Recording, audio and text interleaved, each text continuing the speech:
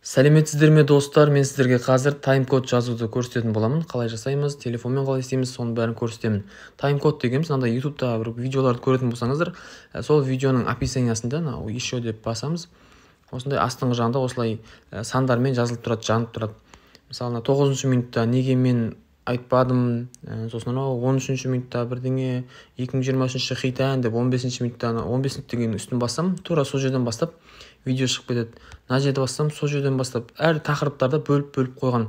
Егер дәл осындай істеймін дейтін болсаңыздар, бұны телефонмен де жасасаңыздар болады. Оны қалай жасайсыздар? YouTube'ға кіресіздер, мінекей астыңғы жағында библиотека дегенге кіріп, ваше видео деп басасыз. Осы жерден кез келген өзіңіздің видеоңызды таңдап аласыз. Мысалы, мына видео дей салайын. Изменить деп басамын да. Мен просто сол видеоның описаниясына барым керек болды. Мінекей мынау видеоның описаниясы.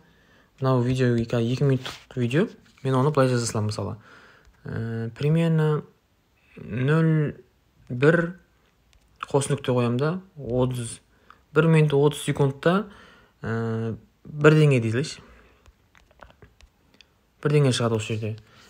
Сосын 0,01-де 47-де тағы бір нәрсе шығады. Мына жерге әркім өзінің нелерін бөліп кетеді. Енді осыны просто бүйтіп сақтай салатын болсақ, кәдімгідей шығып тұрады, болды. Оған андай бір код жазып, бірдеңе істеудің қажеті жоқ. Просто осылай санмен жаза саласыз алдына. Мінекей сол кезде еще деген басқан кезде ең астыңғы жағында мінекей тайм-код тұр. 1 минут 30 деген басқанда тура сол жерден көрсетеді. 1 минут 47 деген басқанда тура сол жерде көрсетеді.